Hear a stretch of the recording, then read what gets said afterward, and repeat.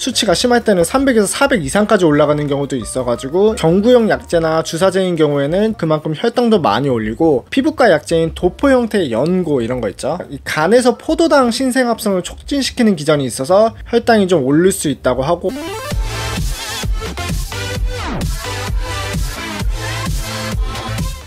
안녕하세요, 덕내탈출럼버입니다. 제가 요즘 며칠 사이에 혈당이 좀 많이 올라가 있는데요, 식전 식후와 기저 상태의 혈당 수치가 평균 30 정도는 더 올라가 있어요. 근데 이유가 있습니다. 제가 얼마 전에 여기 팔꿈치에 부상이 좀 생겼는데 지금도 많이 아픈 상태이긴 해요. 여기 테니스 엘보라고 하죠. 그래서 병원에 가서 진료를 좀 받았는데 통증이 너무 심해서 결국 주사 치료를 받게 됐는데, 그 주사가 바로 스테로이드입니다. 우리 당뇨인들이 혈당 관리를 하면서 아시는 분들은 아시겠지만 혈당이 많이 올릴 수 있는 약물들을 조심하셔야 되는데, 그 중에서도 대표적인 게 스테로이드죠. 이 스테로이드는 굉장히 광범위하게 사용이 되는데 대표적으로 피부질환이나 관절, 자가면역질환, 통증을 완화시켜주는데 탁월한 효과가 있어서 굉장히 많이 사용되는 약물 중에 하나입니다. 근데 좋은 만큼 분명히 부작용도 존재하기도 하는데 모든 약물에는 부작용이 존재할 수가 있죠. 대표적인 게 혈당이나 혈압 상승, 골다공증 유발이나 위장장애, 속쓰림, 또 체중이 증가할 수 있고 문페이스라고 하죠. 얼굴이 동글동글해지는 그런 다양한 부작용들이 생길 수가 있는데, 그럼에도 치료 효과가 너무 좋다 보니까 많이 사용을 하게 되는 약물입니다. 그 중에서도 우리 당뇨인들한테는 혈당 상승이라는 게 너무도 신경 쓰이는 부분이잖아요. 스테로이드 용량이 적은 경우에는 혈당이 20에서 30 정도 오르는 경우도 있지만, 환자나 약제 특성마다 수치가 심할 때는 300에서 400 이상까지 올라가는 경우도 있어가지고 이거는 사용 전에 꼭 의사와 상담을 하고 사용을 해야 되는 약제입니다. 당뇨가 있다면 더욱더. 그래서 필요시에는 인슐린과 같이 처방되는 경우도 있고, 기존에 인슐린을 쓰고 계시는 분들이라고 하면 인슐린 용량을 좀 일시적으로 늘려서 주사하는 경우도 많이 있습니다. 그래서 내가 어느 병원에 가서 진료를 받더라도 내가 당뇨가 있다는 걸 꼭 알려주셔야지, 그래야 선생님들께서 혈당 조절 상태와 투약 정보를 파악한 다음에 스테로이드 용량이나 사용 기간을 정할 수가 있겠죠. 주의사항이나 혈당이 오를 수 있습니다 라는 안내를 또 추가적으로 해줄 수도 있는 거고, 그래서 내가 진료를 받는 병원에는 이제 내가 당뇨가 있습니다 라는 내용을 의사 선생님께 알려줘야 될 필요성이 꼭 있는 겁니다. 투여 방법에 따라서도 혈당에 미치는 영향도 차이가 있는데, 경구용 약제나 주사제인 경우에는 전신 효과가 가장 커서 그만큼 혈당도 많이 올리고, 피부과 약제인 도포 형태의 연고 이런 거 있죠. 또는 이제 코를 흡입하는 일부 약제 중에서도 스테로이드 성분이 포함되어 있지만 그래도 경구용이나 주사제만큼 혈당을 많이 올리지는 않는다고 하고, 그래도 이것도 장기간 사용하게 되면은 고혈당에 노출될 수 있는 여지가 있다고 하니까 꼭 선생님 처방에 따라서 일정 기간만 사용하고 중단해야 되는 약물 중에 하나입니다. 그래서 스테로이드를 사용을 해서 혈당이 오를 수 있는 기전에 대해서 좀 알아봤는데, 코르티코스테로이드가 이 간에서 포도당 신생합성을 촉진시키는 기전이 있어서 혈당이 좀 오를 수 있다고 하고, 또 인슐린 민감도가 감소한다고 합니다. 또 반대로 말하면 인슐린 저항성이 증가한다는 말도 되겠죠. 포도당이 세포로 흡수되는 기전을 방해하게 되면서 혈당이 오르는 경우가 있고, 인슐린을 분비하는 췌장 베타세포 기능에도 영향을 줘서 혈당 수치에 반응하는 인슐린 분비를 감소시킬 수 있기 때문에 혈당이 오를 수 있습니다. 또 식욕 증가로 체중이 증가되면서 저항성이 생기고, 스테로이드를 장기간 사용하게 되면 없던 당뇨도 생길 수 있다고 하니까 당뇨인들은 더욱더 조심해야 되는 부분이 많습니다. 그런데도 스테로이드를 사용을 해야 되는 경우들이 있는데, 그럴 때는 우리가 어떻게 관리할 것인가 생각을 해봐야 될 것 같습니다. 우선 평소에 관리를 잘 하고 있었다면 치료 기간에는 혈당 모니터링을 좀 철저하게 하는 겁니다. 평소에 내가 혈당을 한 번만 체크하고 있었다면 더 자주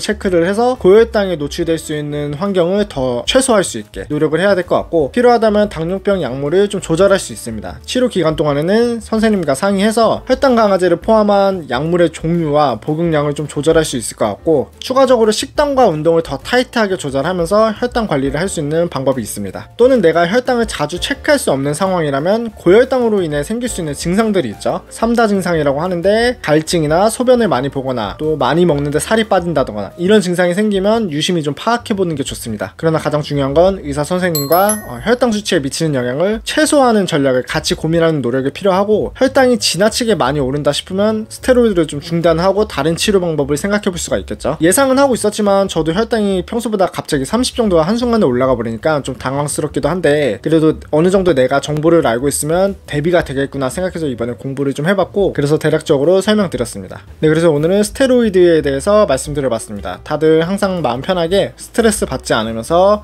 일상이 좀 편안하셨으면 좋겠고요. 오늘도 영상 봐주셔서 감사합니다. 더 좋은 정보를 원하시면 구독, 좋아요, 알림 눌러주시고, 더 가까운 소통을 원하신다면 저희 네이버, 카페나 카카오 오픈 채팅방 많이 참여해주세요. 좋은 영상으로 또 찾아뵙도록 하겠습니다. 감사합니다.